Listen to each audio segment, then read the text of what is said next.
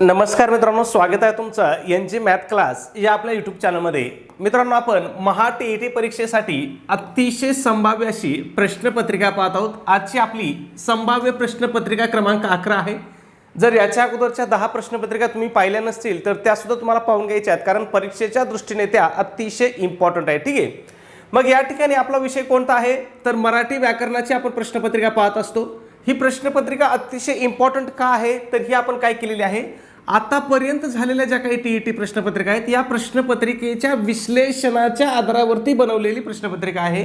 म्हणून तुम्हाला परीक्षेमध्ये हेच प्रश्न किंवा अशाच प्रकारचे प्रश्न काय होणार परीक्षेमध्ये विचारले जाणार आहेत मित्रांनो. ठीक आहे, मग या ठिकाणी बघू आपला पहिला प्रश्न काय बघा. तर आणि आहा यांना काय म्हणतात. मग स्वर म्हणतात, स्वरादी म्हणतात, व्यंजने म्हणतात किंवा वर्ण म्हणतात. मग आणि आहा यांना काय म्हणतात तर यांना स्वरादी म्हणतात. बरं, स्वरादी का म्हणतात यांना स्वरादी का म्हणतात तर यांचा उच्चार करण्यापूर्वी एखाद्या काय करावा लागतो, स्वराचा आधार घ्यावा लागतो. यांचा उच्चार करण्यापूर्वी स्वराचा आधार घ्यावा लागतो. म्हणजे यांच्या उच्चाराच्या अगोदर काय होतो, स्वर येतो, म्हणून त्यांना काय म्हणतात स्वरादी म्हणतात. म्हणजेच पहा, स्वर आहे आदी ज्याच्या तो कोण स्वरादी. स्वर आहे आदी ज्याच्या तो कोण स्वरादी. लक्षात ठेवा, परीक्षेत आपल्याला यावरती वारंवार आणि पुन्हा पुन्हा प्रश्न विचारलेले आहेत या स्वरादीवरती. प्रश्न दुसरा असा विचारला जातो की मराठी वर्णमालेमध्ये एकूण स्वरादी किती आहेत. मग मराठी वर्णमालेमध्ये स्वरादी किती आहेत तर 2 आहेत. लक्षात ठेवा, खूप महत्त्वाचं आहे. त्याच्यानंतर मराठी वर्णमालेमध्ये एकूण स्वर किती आहेत प्रश्न विचारला जातो. किती स्वर आहेत, 14 स्वर आहेत. लक्षात ठेवायचं, आता जर प्रश्न विचारला किती स्वर आहेत तर 14 स्वर लिहायचे. जर इथं विचारलं की पारंपरिक मराठी वर्णमालेमध्ये, ठीक आहे, पारंपरिक हा जर शब्द आला तर मग मात्र तुम्हाला किती उत्तर लिहायचंय, 12 स्वर लिहायचंय. आणि जर मराठी वर्णमालेमध्ये किंवा आधुनिक वर्णमालेमध्ये किती स्वर आहेत असं उत्तर आलं तर मग तुम्हाला 14 उत्तर लिहायचे. ठीक आहे, त्याच्यानंतर व्यंजने किती आहेत याच्यावरती सुद्धा प्रश्न विचारला जातो. किती व्यंजन आहेत, 34 व्यंजन आहेत. आणि एकूण वर्ण किती आहेत सध्या आधुनिक वर्णमालेमध्ये एकूण 52 वर्ण आहेत. म्हणजे हे सगळं महत्त्वाचं आहे, सगळं लक्षात ठेवा. यांच्यावरती आपल्याला 100% वर्णमालेवरती आपल्याला कमीत कमी 2 प्रश्न परीक्षेमध्ये विचारले जातात. मग ते पेपर 1ला पण 2 विचारले जातात आणि पेपर 2 वरती सुद्धा आपल्याला 2 प्रश्न वर्णमाला या प्रकरणावरती विचारले जातात. म्हणून खूप महत्त्वाचं आहे, लक्षात ठेवा. ठीक आहे, पुढे जाऊया दुसऱ्या प्रश्नाकडे. मराठी वर्णमालेत बघा, वरतीच तुम्हाला माहिती सांगितली, लगेच खाली प्रश्न आहे. मग मराठी वर्णमालेमध्ये एकूण किती व्यंजने आहेत असं आपल्याला विचारलंय. मग मराठी वर्णमालेमध्ये एकूण किती व्यंजन आहेत तर या ठिकाणी एकूण 34 व्यंजन आहेत. किती व्यंजन आहेत, 34 व्यंजन आहेत. मग लक्षात ठेवायचं आता तुम्हाला, परंपरागत वर्णमालेमध्ये किती वर्ण होते, 48 वर्ण होते. परंतु नवीन शासन निर्णय, कधीचा शासन निर्णय, 2009च्या शासन निर्णयानुसार आता एकूण किती वर्ण मानले जातात, 52 वर्ण मानले जातात. मग दोन्ही मधला फरक लक्षात ठेवायचा आहे. पारंपरिक वर्णमालेमध्ये किती वर्ण होते, 48 होते. आणि आधुनिक वर्णमालेमध्ये किती वर्ण आहेत आता, 52 वर्ण मानले जातात. ठीक आहे, मग तुम्हाला लक्षात ठेवायचंय यामध्ये, आता हे सगळं आधुनिकचं बघतोय आपण. आधुनिक वर्णमालेमध्ये स्वर किती आहेत, 14 आहेत. नवीन 2 स्वर कोणते वाढलेले आहेत हे पण लक्षात ठेवा, ॲ आणि ओ वाढले आहेत. ठीक आहे, हे 2 स्वर कोणत्या भाषेतून मराठी भाषेमध्ये आले तर हाही प्रश्न विचारला जातो. कोणत्या भाषेतून आलेले स्वर आहेत हे तर हे इंग्रजी भाषेतून मराठीमध्ये आलेले स्वर आहेत. त्यानंतर स्वरादी किती आहेत मराठी भाषेमध्ये, 2 आहेत. तुम्हाला आत्ताच सांगितलं, अनुस्वार आणि विसर्ग हे 2 काय स्वर आहेत. त्यांनाच आपण काय म्हणतो, आहा म्हणतो, पण त्यांचे खरं नाव काय आहेत, अनुस्वार आणि विसर्ग आहे. ठीक आहे, व्यंजन किती आहेत, 34 व्यंजन आहेत. त्याच्यानंतर 2 काय आहेत तर 2 हे विशेष संयुक्त व्यंजन आहेत. कोणते आहेत विशेष संयुक्त व्यंजने तर क्ष व ज्ञ आहेत. यांच्यावरती सुद्धा आपल्याला वारंवार परीक्षेमध्ये काय केलं जातो, प्रश्न त्या ठिकाणी विचारला जातो. ठीक आहे, मग ही सगळी माहिती आपल्या परीक्षेच्या दृष्टीने खूप महत्त्वाची आहे, खूप इम्पॉर्टंट आहे. ठीक आहे, पुढे जाऊया. 3 नंबर प्रश्न, यर लव यांना काय म्हणतात. काय विचारलंय की यर लव यांना काय म्हणतात असं विचारलंय. मग ऑप्शन दिलेत पहा, स्पर्श व्यंजने, अर्धस्वर, उष्मे आणि महाप्राण. मग यांना काय म्हणतात या ठिकाणी, यांना अर्धस्वर म्हणतात. बरं, यांना अर्धस्वर का म्हणतात तर यांचे उच्चार बघा, या व्यंजनांचे उच्चार स्थान अनुक्रमे काय आहेत, स्वरांच्या उच्चार स्थानासारखे आहेत. मग कोणत्या स्वरांचे उच्चार स्थानासारखे आहेत बघा, यचं उच्चार स्थान कोणासारखं आहे तर ते ई सारखं आहे. कोणासारखं आहे, ईच्या उच्चार स्थानासारखं.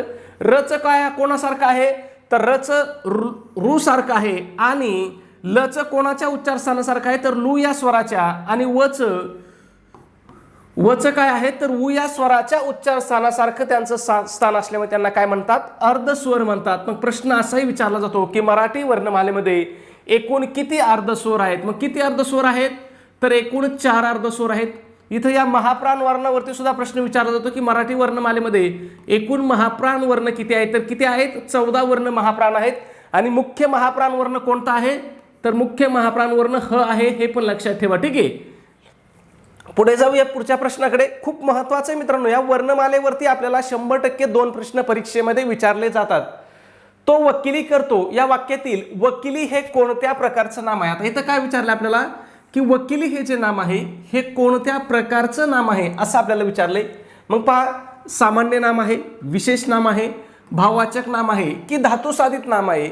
मग यापैकी वकिली हे नाम काय आहे तर वकिली हे नाम भाववाचक नाम आहे.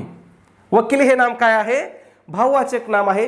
मग भाववाचक नाम म्हणजे काय तर पहा, ज्या नामाने प्राण्यामधील किंवा पदार्थामधील गुण, भाव किंवा धर्म यांचा बोध होतो त्याला काय म्हणतात तर त्या नामांना भाववाचक नाम म्हणतात.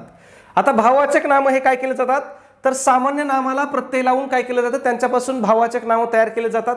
मग बघा या ठिकाणी बघा, वकील हे नाम काय आहे तर वकील हे सामान्य नाम आहे, पण त्याला कोणता प्रत्यय लावलाय, ई हा प्रत्यय लावून त्यापासून काय केलंय वकिली हे भाववाचक नाम तयार केले. मग भाववाचक नाम तयार करताना कोणते प्रत्यय लागतात हे पण लक्षात ठेवा.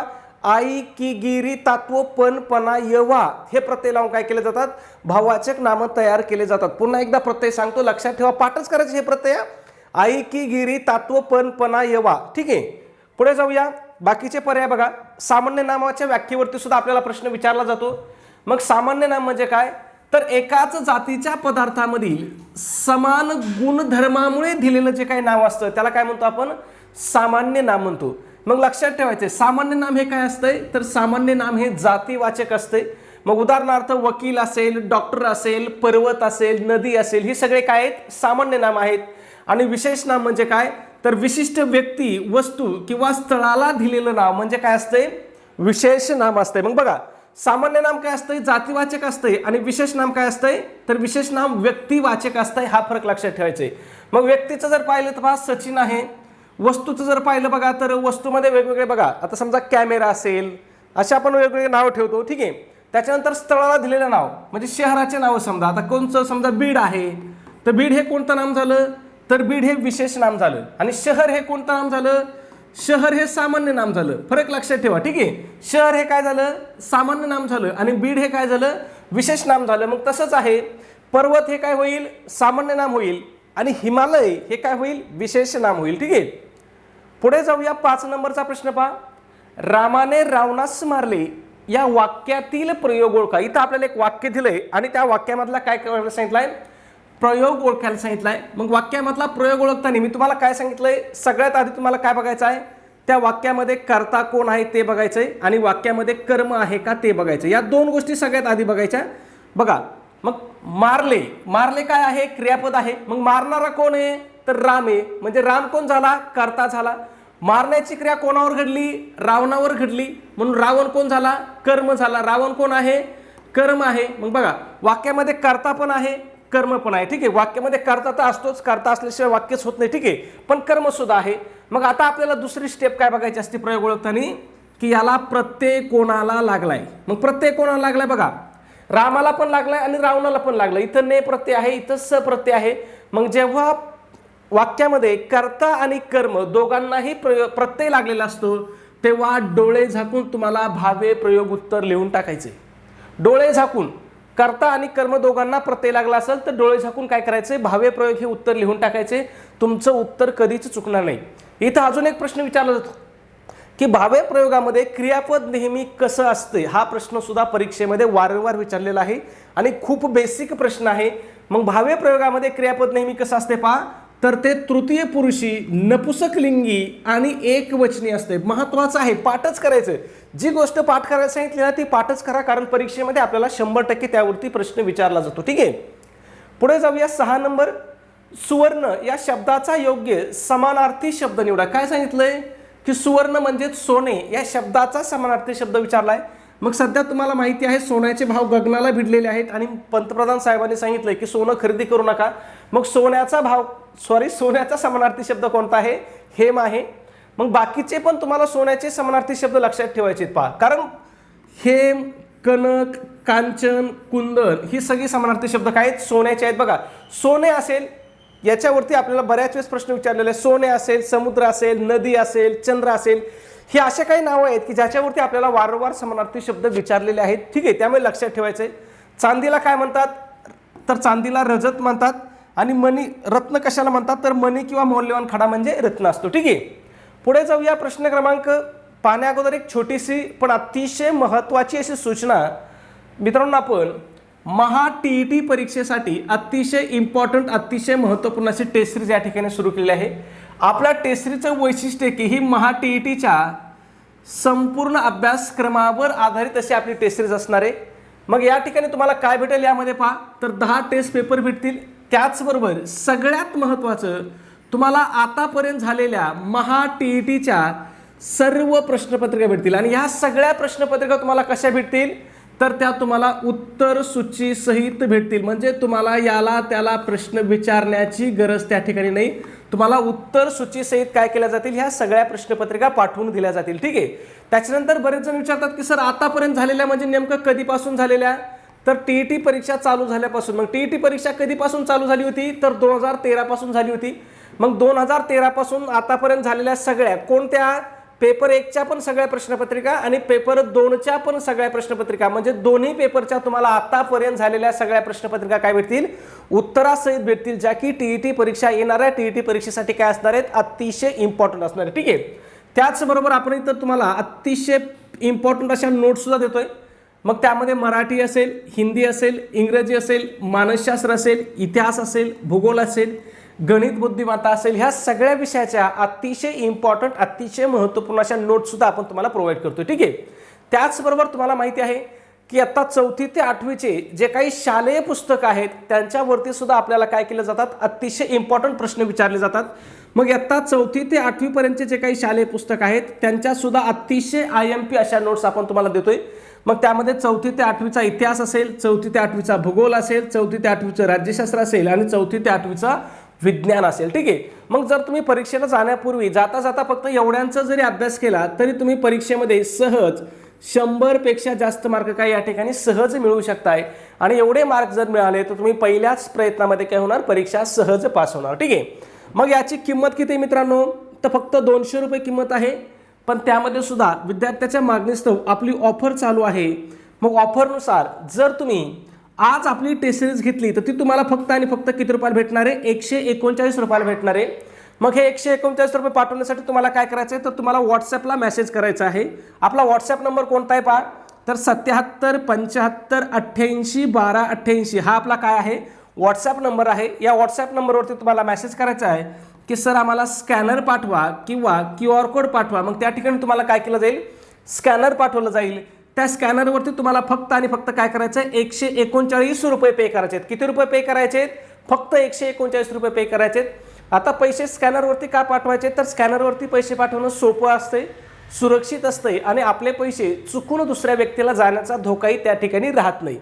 त्याच्यानंतर ज्यांना स्कॅनरवरती करता येत नाहीत त्यांनी डायरेक्ट गुगल पे, फोनपे केलं तरी चालेल. फक्त लक्षात ठेवा, गुगल पे, फोनपेचा नंबर आपला 96 89 14 16 30 आहे.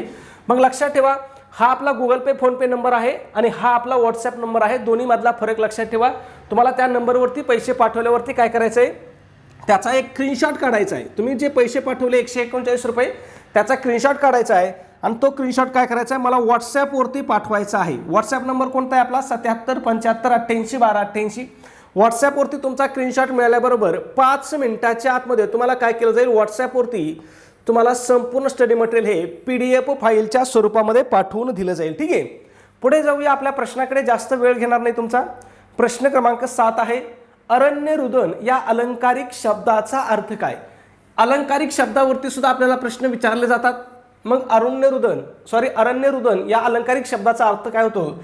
तर ज्याचा उपयोग होणार नाही असे व्यर्थ प्रयत्न, त्यालाच आपण काय म्हणतो? अरण्य रुदन म्हणतो. ठीक आहे, खूप महत्त्वाचं आहे, लक्षात ठेवायचं आहे. पुढे जाऊया. 8 नंबर, उंटांचा जसा तांडा तसा मुंग्यांची काय? आता काय विचारलंय? उंटाचा काय असतो? तर उंटाचा तांडा असतो. मग मुंग्याची काय असते असं आपल्याला विचारलंय. मग मुंग्याची काय असते मित्रांनो, आता हे तुम्हाला सगळ्यांना माहिती आहे, ठीक आहे. मुंग्याची काय असते, तर मुंग्याची रांग असते. काय असते, मुंग्याची रांग असते. पर्याय क्रमांक 2 आपल्याला दिलेला आहे. मुंग्याची काय असते, तर मुंग्याची रांग असते, ठीक आहे. त्याच्यानंतर बाकीचे पर्याय पण महत्वाचे आहेत. मग पहा, झुंबड ही कशाची असते, तर झुंबड ही सहसा माणसांची असते किंवा माशांची असते, ठीक आहे. त्याच्यानंतर टोळी कोणाची असते, तर चोरांची असते, दरोडेखोरांची असते किंवा माकडाची सुद्धा काय असते, टोळी असते. जथ्था कोणाचा असतो, तर जथ्था हा भक्तांचा किंवा यात्रेकरूंचा असतो. खूप इम्पॉर्टंट आहे, परीक्षेमध्ये आपल्याला प्रश्न विचारलेला आहे की यात्रेकरूंचा काय असतो, तर यात्रेकरूंचा काय असतो, जथ्था असतो, ठीक आहे. हे सोपे सोपे वाटणारे प्रश्न आहेत मित्रांनो, पण ऐन वेळी जर आपली तयारी नसेल तर परीक्षेमध्ये आपल्याला हे प्रश्न आठवत नाहीत. पुढे जाऊया. 9 नंबरचा प्रश्न आहे, अत्तराचे दिवे लावणे या वाक्प्रचाराचा अर्थ ओळखा. कशाचे दिवे लावायचे, अत्तराचे दिवे लावणे या वाक्प्रचाराचा आपल्याला अर्थ ओळखायला सांगितला आहे. मग याचा अर्थ काय होतो, तर प्रचंड उधळपट्टी करणे. अत्तराचे दिवे लावणे म्हणजे काय करणे, तर प्रचंड उधळपट्टी करणे होय, ठीक आहे. पुढे जाऊया. 10 नंबर, गुन्हा करूनही कबूल न करणाऱ्या चोरास पोलिसांनी डॅश डॅश हे वाक्य पूर्ण करण्यासाठी योग्य वाक्प्रचार निवडायला सांगितलं आहे. मग गुन्हा करूनही कबूल न करणाऱ्या चोरास पोलिसांनी काय केलं, 14वे रत्न दाखवले. मग 14वे रत्न दाखवणे म्हणजे काय करणे, तर त्याचा अर्थ होतो खूप मार देणे. 14वे रत्न दाखवणे म्हणजे काय करणे, खूप मार देणे. त्याच्यानंतर बाकीचे पर्याय बघा. तमान बाळगणे म्हणजे काय, तर तमान बाळगणे म्हणजे पर्वा न करणे. त्यानंतर लोटांगण घालणे म्हणजे काय, तर लोटांगण घालणे म्हणजे शरण जाणे. आणि जीवाचे रान करणे म्हणजे काय, तर जीवाचे रान करणे म्हणजे खूप कष्ट करणे. वाक्प्रचारावरती सुद्धा आपल्याला 100% एक प्रश्न परीक्षेमध्ये विचारला जातो म्हणजे जातोच, ठीक आहे. पेपर 1 ला पण असतो आणि पेपर 2 ला पण असतो. पुढे जाऊया. 11 नंबर, आकृतीत दिलेल्या अक्षरापासून तयार होणाऱ्या अर्थपूर्ण म्हणीचा योग्य अर्थ निवडा. बघा, इथं आपल्याला काय केलेत असते, आता इथं मी बॉक्स नाही केला, पण हे काय असतोय, असा बॉक्स केलेला असतोय. कधी कधी आडवा तिडवा पण बॉक्स करतात, असा बॉक्स असतोय, ठीक आहे. आणि काय सांगितलं असतंय, याच्यातल्या शब्दापासून काय करा, एक म्हण तयार करा आणि त्या म्हणीचा अर्थ काय आहे तो निवडा. मग आता म्हणीचा अर्थ निवडण्यासाठी आपल्याला अगोदर काय माहित पाहिजे, ती म्हण तयार करता आली पाहिजे. मग ह्या शब्दापासून कोणती म्हण तयार करता येईल हे महत्त्वाचं आहे. एकदा म्हण तयार झाली की अर्थ आपल्याला काय असतो, माहीत असतो, पण म्हण तयार करणं महत्त्वाचं आहे. मग या शब्दापासून म्हण कोणती तयार होईल, तर या ठिकाणी बघा, यापासून कोणती म्हण तयार होईल, पराचिंती ते येई घरा ही म्हण तयार होईल. कोणती म्हण तयार होईल, पराचिंती ते येई घरा ही म्हण तयार होती. मग याचा अर्थ काय होतं पहा, दुसऱ्याचे वाईट व्हावे अशी इच्छा बाळगणाऱ्याचे काय होते, वाईट होते. मग पहा, शब्दशः जरी अर्थ घेतला, पराचिंती ते येई घरा म्हणजे काय, जसं दुसऱ्याचं चिंतन करू, दुसऱ्याचं जसं व्हावं असं आपल्याला वाटेल तसं काय होतं, आपल्या घरी होतं किंवा तसं आपल्या घरा येतं असं या म्हणीचा अर्थ होतोय. मग दुसऱ्याचे वाईट व्हावे अशी इच्छा बाळगणाऱ्याचे काय होतं, वाईट होतं. हा कोणत्या म्हणीचा अर्थ आहे, पराचिंती ते येई घरा या म्हणीचा अर्थ आहे, ठीक आहे. पुढे जाऊया. 12 नंबर, पुढीलपैकी महाराष्ट्र कवी कोणास म्हणतात. काय विचारलंय, महाराष्ट्र कवी कोणाला म्हणतात. मग या ठिकाणी महाराष्ट्र कवी कोणाला म्हणतात, तर ते यशवंत दिनकर पेंढारकर यांना महाराष्ट्र कवी म्हणतात. त्याच्यानंतर यांना अजून एक नाव आहे, यांना अजून पण काय म्हणतात, तर यांना कवी यशवंत या नावाने सुद्धा ओळखलं जातं. महाराष्ट्र कवी पण त्यांनाच म्हणतात, कवी यशवंत पण त्यांनाच म्हणतात, ठीक आहे. आणि हे जे यशवंत दिनाकर पेंढारकर आहेत हे काय होते पहा, तर हे बडोदा संस्थानाचे काय होते, राजकवी होते. हे पण लक्षात ठेवायचं. हे कोण होते, बडोदा संस्थानचे राजकवी होते. त्याच्यानंतर विनायक जनार्दन करंदीकर. बघा, इथं आपल्याला पहिला ऑप्शन आहे, विनायक जनार्दन करंदीकर यांना काय म्हणतात, तर त्यांना विनायक या टोपण नावाने ओळखलं जातं. मग प्रश्न विचारू शकतात की विनायक या टोपण नावाने खालीलपैकी कोणाला ओळखलं जातं. त्याच्यानंतर बघा, राम गणेश गडकरी ऑप्शन आहे आपल्याला. आपण काल पण सांगितलं होतं मी तुम्हाला, राम गणेश गडकरी यांना काय म्हणतात, तर गोविंदाग्रज म्हणतात. कशासाठी, कवितांच्या लेखनासाठी. आणि बाळकराम सुद्धा त्यांनाच म्हणतात. बाळकराम कशासाठी म्हणतात, तर विनोदी लेखनासाठी त्यांना काय म्हणतात, तर बाळकराम म्हणतात. मग गोविंदाग्रज आणि बाळकराम ही दोन्ही टोपण नावं कोणाची आहेत, तर ती राम गणेश गडकरी यांची आहेत. खूप महत्त्वाचं आहे, लक्षात ठेवा. त्याच्यानंतर बाळ सीताराम मर्डेकर यांना काय म्हटलं जातं, तर यांना नव्या युगाचे कवी किंवा मराठी नवकाव्याचे जनक म्हणलं जातं. खूप महत्त्वाचं आहे. मग प्रश्न विचारू शकतात की खालीलपैकी कोणाला नव्या युगाचे कवी म्हणतात? तर कुणाला म्हणतात? बाळ सीताराम मर्ढेकर यांना म्हणतात. दुसरा प्रश्न असा सुद्धा विचारला जाऊ शकतो की मराठी नवकाव्याचे जनक खालीलपैकी कोणाला म्हणतात? तर ते सुद्धा कोणाला म्हणतात? बाळ सीताराम मर्ढेकर यांना म्हणतात. ठीक आहे, म्हणजे या ठिकाणाहून आपल्याला 7-8 प्रश्न तयार होतात. गोविंदाग्रज कोणाला म्हणतात विचारू शकतात, बाळकराम कोणाला म्हणतात ते पण विचारू शकतात, विनायक या टोपण नावाने कोणाला ओळखलं जातं ते पण विचारू शकतात. ठीक आहे, पुढे जाऊया. प्रश्न क्रमांक 13, मी वनवासी हे आत्मचरित्र कोणाचं आहे? काय विचारलंय की मी वनवासी हे जे आत्मचरित्र आहे हे कोणाचं आहे असं विचारलंय. मग हे कोणाचं आत्मचरित्र आहे? तर हे सिंधुताई सपकाळांचं आत्मचरित्र आहे. ठीक आहे, त्याच्यानंतर बघा सिंधुताई सपकाळ यांना काय म्हणलं जातं हाही प्रश्न विचारला जाऊ शकतो. मग त्यांना काय म्हणतात? तर त्यांना अनाथांची माय म्हणून ओळखलं जातं. त्याच्यानंतर पहा इथं ऑप्शन आपल्याला सावित्रीबाई फुले. मग यांच्या पुस्तकावरती किंवा यांच्या काव्यसंग्रहावरती सुद्धा आपल्याला वारंवार प्रश्न विचारलेले आहेत. मग त्यांचं काय आहे? काव्य फुले हा त्यांचा कविता संग्रह आहे आणि 52 कशी सुबोध रत्नकार हे सुद्धा काय आहे? सावित्रीबाई फुले यांचंच काव्यसंग्रह आहे. ठीक आहे, त्याच्यानंतर बघा ताराबाई शिंदे यांच्यावरती तर आपल्याला नक्की 5 ते 6 वेळेस प्रश्न येऊन गेलाय. आता यांच्यावरती प्रश्न 2 ठिकाणी येतो, मराठी व्याकरणामध्ये पण येतो आणि कुठं परिसर अभ्यासामध्ये पण येतो. ज्याचं समाजशास्त्र आहे त्यांना समाजशास्त्रामध्ये पण येतो. 2 ठिकाणी यांच्यावरती प्रश्न येण्याची काय असते? शक्यता असते.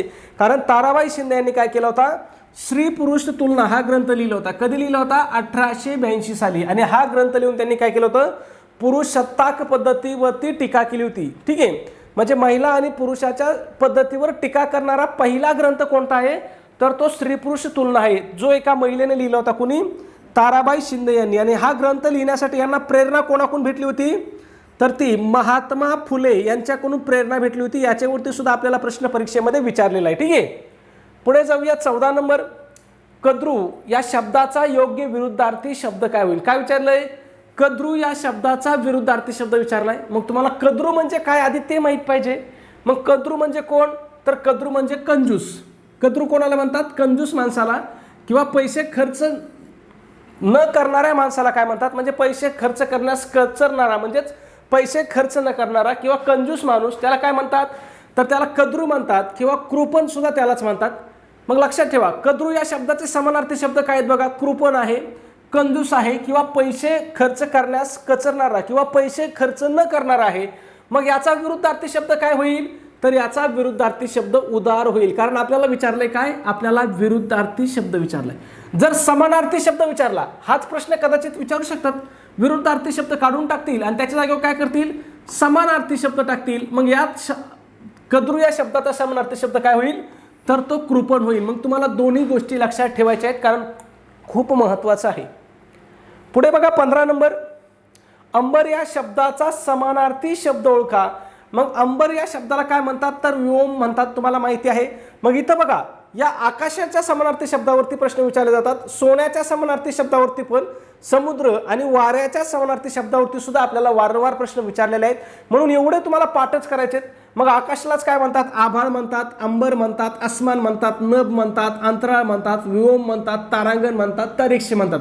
आता यापैकी तुम्हाला जवळपास सगळे माहिती आहेत. फक्त तुम्हाला माहिती कोणतं नसणार तुम्हाला सांगतो मी, हे तरीक्ष तुम्हाला माहीत नसणार आहे, ते पाठ करा.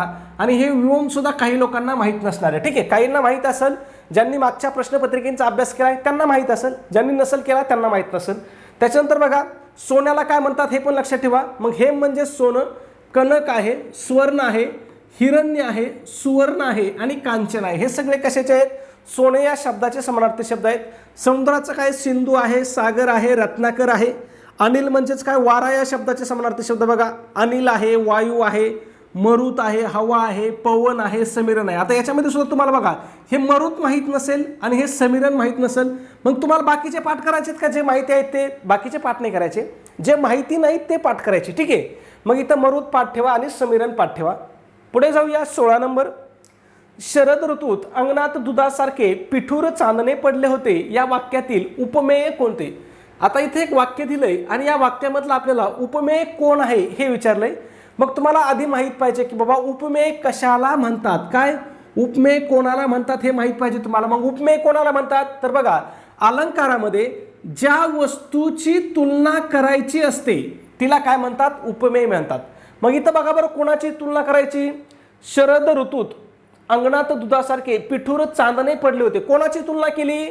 चांदण्याची तुलना केली. कोणाची तुलना केली या वाक्यामध्ये? सॉरी, या वाक्यामध्ये कोणाची तुलना केली आहे? तर ती चांदण्याची तुलना केली आहे. कोणाची तुलना केली? चांदण्याची. मग चांदणे हे काय आहे या वाक्यामध्ये? उपमेय आहे. आणि उपमान काय आहे? प्रश्न विचारू शकतात की शरद ऋतूत अंगणात दुधासारखे पिठूर चांदणे पडले होते, या वाक्यातील उपमान कोणते? आता उपमेय विचारलं, कदाचित परत उपमान कोणतं असंही विचारू शकतात. मग यामध्ये उपमान कोणता आहे? तो त्यासाठी तुम्हाला उपमान म्हणजे काय माहित पाहिजे. मग बघा, ज्या वस्तूशी तुलना केली जाते तिला काय म्हणतात? उपमान म्हणतात. म्हणजे उपमेय म्हणजे काय? उपमेय म्हणजे ज्या वस्तूची तुलना करायची आहे तिला उपमेय म्हणतात. आणि उपमान म्हणजे काय? ज्या वस्तूशी तुलना केली जाते त्याला उपमान म्हणतात. मग या ठिकाणी कशासोबत तुलना केली त्याची? चांदण्याची. तर दुधासोबत तुलना केली. कशासोबत? दुधासोबत. मग उपमान काय होईल? दूध हे उपमान होईल. चांदणे हे काय आहे? तर चांदणे हे उपमेय आहे. लक्षात ठेवायचं. मग अलंकारामध्ये 4 महत्त्वाचे शब्द असतात. कोणते असतात? उपमेय असतो, उपमान असतो, समान धर्म असतो आणि साम्यवाचक शब्द. हे 4 शब्द महत्त्वाचे असतात. मग उपमेय म्हणजे काय? तर ज्याची तुलना केली आहे ते उपमेय. उपमान म्हणजे काय? ज्याच्याशी तुलना केली आहे ते उपमान. आणि समान धर्म काय असतो? तर समान धर्म दोघांमध्ये काय आहे हे दाखवणारा समान धर्म असतो. मग या वाक्यामध्ये पिठूर म्हणजे पांढरेपणा हा काय आहे? समान धर्म आहे. आणि साम्यवाचक शब्द म्हणजे तो समान धर्म दाखवण्यासाठी जो शब्द वापरला जातो त्याला साम्यवाचक शब्द म्हणतात. मग सारखे या ठिकाणी काय आहे? साम्यवाचक शब्द आहे. म्हणजे तुम्हाला 4 पैकी कुठलंही एक विचारू शकतात. पुढे जाऊया. त्याच्यानंतर इथं अजून एक महत्त्वाचं राहिलं की हे जे वाक्य आहे हे वाक्य असंही विचारू शकतात बघा की शरद ऋतूत अंगणात दुधासारखे पिठूर चांदणे पडले होते, हे वाक्य कोणत्या अलंकाराचं आहे किंवा वाक्यातील अलंकार ओळखा. मग या वाक्यामध्ये कोणता अलंकार आहे? तर या वाक्यामध्ये उपमा अलंकार आहे. मग उपमा अलंकार कधी होतो पहा? जेव्हा 2 वस्तूंमधील साधर्म्य किंवा सारखेपणा दाखवण्यासाठी बघा सारखे, गत, समान, सम, सदृश, वाणी यासारखे शब्द वापरले जातात तेव्हा कोणता अलंकार होतो? उपमा अलंकार होतो. ठीक आहे. पुढे जाऊया. 17 नंबर. गावावर आलेल्या भीतीदायक संकटाचा गावकऱ्यांनी मिळून सामना केला. अधोरेखित शब्दसमूहास योग्य अलंकारिक शब्द कोणता? बघा, भीतीदायक संकटाचा गावकऱ्यांनी काय केलाय? मिळून सामना केलाय. मग याच्यासाठी योग्य शब्द कोणता आहे? तर गडांतर आहे. कोणता आहे? गडांतर हा योग्य शब्द आहे. मग गडांतर म्हणजे काय? तर जीव घेणे किंवा अत्यंत भीतीदायक संकट येणे. मग बघा, गावावरती संकट आल्यावरती गावकऱ्यांनी काय केलं? त्याचा मिळून सामना केला. ठीक आहे. इष्टापत्ती म्हणजे काय? तर इष्टापत्ती म्हणजे संकटातून एखादी चांगली गोष्ट घडणे त्याला आपण काय म्हणतो? इष्टापत्ती म्हणतो. काय म्हणतो? इष्टापत्ती म्हणतो. ठीक आहे. अजून बाकीचे पण दोन्ही शब्द महत्त्वाचे आहेत. मग हमरी-तुमरी म्हणजे काय? तर हमरी-तुमरी म्हणजे जोराचे भांडण किंवा शाब्दिक चकमक. आणि पर्वणी म्हणजे काय? खूप महत्त्वाचं आहे. पर्वणीवरती आपल्याला प्रश्न विचारला जातो. मग पर्वणी म्हणजे काय? तर अत्यंत दुर्मिळ किंवा अतिशय आनंदाची संधी. शक्यतो तर अतिशय दुर्मिळ संधी त्यालाच आपण काय म्हणतो? पर्वणी म्हणतो. ठीक आहे. प्रश्न आहे पहा, प्रश्न क्रमांक 18. काय विचारले बघा? कडाकडा फोड नभ, उडव उड मक्खिका, खडबड दवी दिग्गजा, तुडव रावी मालिका, यात कोणता रस आहे असं विचारलंय. मग आता ही जी काव्य पंक्ती आहे यामध्ये कोणता रस आहे असं विचारलंय. मग यामध्ये कोणता रस आहे मित्रांनो? तर यामध्ये रौद्र रस आहे. कोणता रस आहे? रौद्र. मग रौद्र रस कधी असतो बघा? तर जेव्हा काव्यातून क्रोधाची किंवा रागाची भावना व्यक्त होती तेव्हा कोणता रस असतो? तर तेव्हा रौद्र रस असतो. खूप महत्त्वाचं आहे. ठीक आहे. रौद्र रस कधी असतो? तर जेव्हा वाक्यातून क्रोधाची किंवा रागाची भावना व्यक्त होते तेव्हा रौद्र रस असतो. बाकीचं बघा, भयानक रस कधी असतो? तर भीतीदायक वर्णन असेल तर काय असतो? भयानक रस असतो. बिभत्स रस कधी असतो? तर किळसवाण्या गोष्टींचे वर्णनातून काय होतं? बिभत्स रस होतो. आणि करुण रस कधी असतो? तर दुःख किंवा शोकाचं वर्णन जेव्हा असेल तेव्हा हा करुण रस असतो. मराठी व्याकरणामध्ये एकूण किती रस आहेत? तर एकूण 9 रस आहेत. हे लक्षात ठेवायचं आहे, कारण आपल्या TET परीक्षेमध्ये रसावरती एक प्रश्न 100% आतापर्यंत विचारलेला आहे. ठीक आहे. पुढे जाऊया. आणि खूप सोपं आहे, सगळ्यात सोपे तर रस ओळखायला. ठीक आहे. याच्यामध्ये काही अवघड नाही. पुढचा प्रश्न पाहण्या अगोदर मित्रांनो एक छोटीशी पण अतिशय महत्त्वाची सूचना. आपण TET परीक्षा 2026 साठी अतिशय इम्पॉर्टंट, अतिशय महत्त्वपूर्ण असा रेकॉर्डेड स्वरूपाचा कोर्स या ठिकाणी सुरू केलेला आहे. मग आपल्या कोर्सचं वैशिष्ट्य किंवा याच्यामध्ये कोणते विषय तुम्हाला शिकवले जातील तर यामध्ये बालमानसशास्त्र व अध्यापनशास्त्र आणि मराठी व्याकरण हे महा TET साठीचे सगळ्यात महत्त्वाचे, सगळ्यात इम्पॉर्टंट असे 2 विषय तुम्हाला त्या ठिकाणी शिकवले जातील. ह्या 2 विषयाची जर तुम्ही चांगली तयारी केली तर तुम्ही काय होताय, 100% परीक्षा काय होत आहे, पास होत आहे. आणि आपला रेकॉर्डेड स्वरूपाचा कोर्स आहे. आता बघा पेपरसाठी काय झालेत, दिवस थोडे राहिलेत. काय झालंय, दिवस थोडे राहिलेत. मग कमी वेळामध्ये तुम्ही हा कोर्स करू शकता. एक 8 दिवस जरी तुम्ही दिले ना चांगले, तरी तुमची या 2 विषयाची पूर्ण तयारी होईल. पूर्ण तयारी होईल म्हणजे किती मार्क येतील तुम्हाला, तर हे 2 विषय आपल्याला 60 मार्काला आहेत. मग तुम्हाला त्या ठिकाणी 60 पैकी 50 पेक्षा जास्त मार्काची आपण काय करतोय, 100% गॅरंटी देतोय. म्हणजे मित्रांनो, जर तुम्हाला वाटत असेल की बाबा आपला अभ्यास झाला नाही, माझी पुरेशी तयारी झाली नाही, तर अजूनही वेळ गेलेली नाही. आपली बॅच जॉईन करा, आपला कोर्स जॉईन करा आणि ह्या 2 विषयावरती फोकस करा. हे 2 विषयच काय करणार, तुम्हाला 100% परीक्षा काय करणार, पास करून देतील. याची मी तुम्हाला गॅरंटी देतो. का गॅरंटी देतो, तर इथे तुम्हाला 50 पेक्षा जास्त मार्क पडतील. का मार्क पडतील, तर यामध्ये प्रत्येक प्रकरणानुसार तुम्हाला लेक्चर आहेत, त्याच्यानंतर प्रत्येक प्रकरणानुसार तुम्हाला स्पेशल नोट्स आहेत आणि प्रत्येक प्रकरणानुसार तुम्हाला त्या ठिकाणी काय ऑनलाईन टेस्ट सुद्धा दिलेले आहे. ठीक आहे. मग एवढी तुम्ही तयारी केली तर तुम्हाला 100% 50-55 मार्क काही या 2 विषयामध्ये 100% पडतील. मग हा कोर्स कोणासाठी उपयुक्त आहे, तर ज्यांना पेपर 1 द्यायचा आहे त्यांच्यासाठी उपयुक्त आहे. ज्यांना पेपर 2 द्यायचा आहे त्यांच्यासाठी सुद्धा काय आहे, अतिशय उपयुक्त असणार आहे. म्हणजे एकाच कोर्समधून तुमच्या दोन्ही विषयाची किंवा दोन्ही पेपरची काय होणार आहे, 100% तयारी होणार आहे. मग याची किंमत किती मित्रांनो, तर 1000 रुपये किंमत आहे. पण सध्या विद्यार्थ्याच्या मागणीस्तव आपली स्पेशल ऑफर चालू आहे आणि स्पेशल ऑफरनुसार जर तुम्ही आज आपला कोर्स जॉईन केला तर तो तुम्हाला फक्त आणि फक्त काय होणार आहे, 499 रुपयाला तुम्हाला हा कोर्स भेटणार आहे. मग हे पेमेंट कुठे करायचं आहे किंवा कोर्स कुठे असणार आहे आपला, तर तो ॲप्लिकेशनमध्ये असणार आहे. मग आपल्या ॲप्लिकेशनचं नाव काय मित्रांनो, तर NG क्लासेस या नावाने आपलं ॲप्लिकेशन आहे. मग ॲप्लिकेशनमध्ये तुम्हाला किती रुपये पे करायचे बॅच जॉईन करण्यासाठी, 499 रुपये आपले, 24 रुपये इतर चार्ज, असे तुम्हाला त्या ठिकाणी 524 रुपये काय करायचं आहे, पेमेंट करायचं आहे किंवा 523 रुपये. ठीक आहे, किती, 523 रुपये पेमेंट तुम्हाला ॲप्लिकेशनमध्ये करायचं आहे. किंवा ज्यांना ॲप्लिकेशनमध्ये पेमेंट करता येत नाही ते डायरेक्ट गुगल पे, फोनपे पण करू शकतात. कोणत्या नंबरवरती, 9689141630 या नंबरवरती तुम्ही डायरेक्ट गुगल पे, फोनपे केलं तरी चालेल. किती रुपये करायचे गुगल पे, फोनपे, तर फक्त आणि फक्त 499 रुपये काय करायचे त्या ठिकाणी तुम्हाला पे करायचे आहे. ठीक आहे. आणि पेमेंट केल्यावरती काय करायचं आहे, व्हॉट्सअपला मला स्क्रीनशॉट टाकायचा, 77 75 88 12 88 या नंबरवरती व्हॉट्सअपला स्क्रीनशॉट टाकायचा आहे. ॲप्लिकेशन कुठं भेटेल, तर व्हिडिओच्या डिस्क्रिप्शनमध्ये मी लिंक दिली किंवा तुम्ही डायरेक्ट प्ले स्टोअरला जाऊन NG क्लासेस सर्च करून जे 1 नंबरला येईल ते आपलं ॲप्लिकेशन आहे. त्याच्यानंतर तुम्ही मला व्हॉट्सअपला जर मेसेज केला की सर आम्हाला ॲप्लिकेशनची लिंक पाठवा, तरी तुम्हाला काय केलं जाईल, त्या ठिकाणी ॲप्लिकेशनची लिंक पाठवून दिली जाईल. ठीक आहे. पुढे जाऊया पुढच्या प्रश्नाकडे. 19 नंबर, मांजराने उंदीर पकडला या वाक्यातील मांजराने या शब्दाची विभक्ती ओळखा. कोणत्या शब्दाची विभक्ती ओळखायला सांगितली, मांजराने या शब्दाची. मग तुम्हाला काय सांगितलंय, विभक्ती ओळखण्याआधी तुम्हाला काय ओळखायचं आहे, त्या वाक्यामध्ये प्रत्यय कोणता आहे तो ओळखायचा आहे. मग या वाक्यामध्ये कोणता प्रत्यय आहे, मांजर या शब्दाला कोणता प्रत्यय लागलाय, तर ने हा प्रत्यय लागलाय. कोणता, ने प्रत्यय. मग आपण मी घसा ओरडू तुम्हाला आतापर्यंत सांगितलंय की ने, य, शी, ही हे कोणाचे प्रत्यय आहेत, तर हे तृतीय विभक्तीचे प्रत्यय आहेत. कोणाचे प्रत्यय आहेत, तृतीय विभक्तीचे. म्हणून या शब्दामध्ये कोणती विभक्ती आहे, तृतीय विभक्ती आहे. किती सोपं आहे बरं, तुम्ही फक्त प्रत्यय पाठ केले ना तर तुमचं उत्तर बरोबर येईल. ठीक आहे.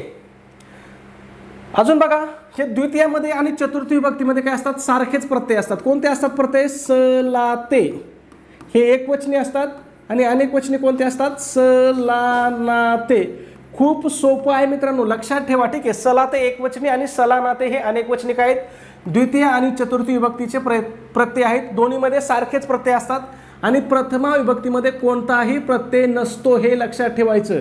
याच्यावरती सुद्धा प्रश्न विचारला जातो की खालीलपैकी कोणत्या विभक्तीमध्ये कोणताही प्रत्यय नसतो, तर कोणत्या विभक्तीमध्ये नसतो, प्रथमा विभक्तीमध्ये कोणताही प्रत्यय नसतो. ठीक आहे. पुढे जाऊया. 20 नंबर, वाक्प्रचार आणि अर्थ यातील चुकीची जोडी ओळखायला सांगितली. कोणती जोडी ओळखायला सांगितली, चुकीची जोडी. मग बघा, कंबर कसणे, अर्थ हिम्मत बांधणे, जोडी कशी आहे, बरोबर आहे. जीवाची मुंबई करणे, आईशी आराम करणे, ही जोडी सुद्धा कशी आहे, बरोबर आहे. आपल्याला कोणती ओळखायची, चुकीची. डोळे उघडणे म्हणजे पश्चाताप होणे, ही सुद्धा काय आहे, बरोबर आहे. मग आपली चौथी जोडी चुकीची असणार आहे. कान भरणे, कान साफ करणे, ही चुकीची आहे. मग कान भरणे याचा अर्थ काय होतो, तर कान भरणे याचा अर्थ होतो चुगल्या करणे किंवा एखाद्या विरुद्ध दुसऱ्याच्या मनामध्ये कलुषित करणे. त्यालाच आपण काय म्हणतो, कान भरणे म्हणतो. मग सगळ्या वाक्प्रचाराचा अर्थ लक्षात ठेवायचा आहे. कंबर कसणे म्हणजे काय करणे, हिम्मत बांधणे. जीवाची मुंबई करणे म्हणजे काय, आयुष्य आराम करणे. डोळे उघडणे म्हणजे काय करणे, पश्चाताप होणे. आणि कान भरणे म्हणजे चुगल्या करणे. ठीक आहे, खूप महत्त्वाचे आहेत, यांच्यावरती आपल्याला प्रश्न पुन्हा विचारला जाऊ शकतो. पुढे बघा 21 नंबर, धातुसाधित अधिक सहाय्यक क्रियापद बरोबर काय. मग धातुसाधित अधिक सहाय्यक क्रियापद जर असेल तर त्याला आपण काय म्हणतो, त्याला संयुक्त क्रियापद म्हणतो. काय म्हणतो, संयुक्त क्रियापद म्हणतो. मग उदाहरणार्थ बघा, खाऊन टाक. खाऊन टाक हे काय आहे, संयुक्त क्रियापद आहे. मग यामध्ये खाऊन हा शब्द काय आहे, प्रश्न विचारला जातो. बाळा एवढा लाडू खाऊन टाक असं वाक्य दिलं जातं आणि खाऊन हा शब्द काय असं विचारलं जातं. मग खाऊन हा शब्द काय आहे, तर खाऊन हा शब्द धातुसाधित आहे. किंवा टाक हा शब्द काय आहे हे पण विचारलं जातं. मग टाक हे काय आहे, तर टाक हे सहाय्यक क्रियापद आहे. आणि जर दोघांचा एकत्रित विचार केला, खाऊन टाक, तर ते कोण आहेत, तर ते संयुक्त क्रियापद आहे. म्हणजे फरक लक्षात ठेवा. एकटा खाऊन काय, याच्यामधला बाळा एवढा लाडू खाऊन टाक असं वाक्य आहे, त्याच्यामधला एकटा खाऊन काय आहे, धातुसाधित आहे. एकटा टाक विचारला तर कोण आहे, सहाय्यक क्रियापद आहे. आणि जर खाऊन टाक असं दोन्ही काय आहेत असं विचारलं तर ते काय आहेत, संयुक्त क्रियापद आहेत. म्हणजेच पहा, धातुसाधित अधिक सहाय्यक क्रियापद मिळून काय तयार होतंय, संयुक्त क्रियापद तयार होत असतं. ठीक आहे, पुढे जाऊया 22 नंबर, यशोधन या शब्दाचा संधी प्रकार कोणता. यशोधन, मग याची फोड कशी होती, तर याचा विग्रह होतो यश अधिक धन, म्हणजेच काय, यशोधन. मग ही कोणती संधी झाली बघा, इथं विसर्ग आलाय. विसर्ग आलाय म्हटलं, ही कोणती संधी झाली, विसर्ग संधी झाली. ठीक आहे, पुढे जाऊया 23 नंबरकडे. तो दररोज शाळेत जातो हे कोणत्या प्रकारचं क्रियापद आहे. मग सकर्म आहे, अकर्म आहे, द्विकर्म आहे की संयुक्त आहे. ठीक आहे, संयुक्त तर नाही, आत्ताच वरती तुम्हाला संयुक्त दाखवलं. संयुक्त क्रियापद पूर्ण होण्यासाठी काय आहे, दोन शब्द लागतात. इथं जातो हा काय आहे, एकच क्रियापद आलंय. दोन क्रियापद आलेत का, म्हणजे धातुसाधित नाही आला आणि सहाय्यक क्रियापद नाही, इथं एकच क्रियापद आहे म्हटलं, हे काय मुख्य क्रियापद आहे. हे तर संयुक्त क्रियापद तर नाही, हे तर आपल्याला इथं कळालं. मग आता बघू याच्यामध्ये सकर्मक आहे का अकर्मक आहे का द्विकर्मक आहे. सकर्मक म्हणजे काय, एक कर्म असतंय. अकर्मक म्हणजे काय, कर्म नसतंय. आणि द्विकर्मक मध्ये काय असतंय, दोन कर्म असतात. ठीक आहे, मग बघा जाणारा कोण आहे, शाळेत जाणारा कोण आहे, तर जाणारा तो आहे. म्हणजे तो कोण झाला, वाक्याचा कर्ता झाला. तो कोण आहे, वाक्याचा कर्ता आहे. कर्म कोण आहे बघा, शाळेत जाण्याची क्रिया कोणावर घडती, तो वरतीच घडती. मग कर्त्याची क्रिया कर्त्यावरच घडत असेल तर तो कोणतं क्रियापद असतंय, तर ते अकर्म क्रियापद असतंय, कारण त्यामध्ये कर्म नसतंय. दररोज हा शब्द कर्म नाही, शाळेत हा शब्द कर्म नाही. हे दोन्ही शब्द काय आहेत, हे क्रिया विशेषण आहेत. काय आहेत, हे क्रियापदाबद्दल अधिक माहिती जातात. बघा, तो कधी शाळेत जातो, दररोज जातो. तो कुठे जातो, शाळेत जातो. म्हणजे याबद्दल ते माहिती सांगतात, क्रियापदाबद्दल अधिक माहिती सांगतात, म्हणून ते शब्द काय आहेत, क्रिया विशेषण आहेत. गुरुजींनी मुलाला बक्षीस दिले या वाक्यातील प्रत्यक्ष कर्म कोणते. बघा आता हे जे वाक्य आहे ना, थोडंसं खाली घेतो म्हणजे तुम्हाला सांगायचं, मला काय सांगायचं पहा. गुरुजींनी मुलाला बक्षीस दिले हे वाक्य बघा, हे द्विकर्मक वाक्य आहे. कोणतं वाक्य आहे, हे द्विकर्मक क्रियापद आहे. ठीक आहे, कोणतं दोन कर्म आहेत बघा याच्यामध्ये, मुलाला एक कर्म आहे आणि बक्षीस एक कर्म आहे. ठीक आहे, कर्ता कोण आहेत, गुरुजी कर्ता आहेत. क्रियापद कोण आहे, दिले क्रियापद आहे. आणि मुलाला आणि बक्षीस हे दोन कर्म वाक्यामध्ये आलेत, म्हणून दिले हे किंवा हे कोणतं आहे, तर हे द्विकर्मक वाक्य आहे. ठीक आहे, असा प्रश्न विचारला तर हे द्विकर्मक आहे.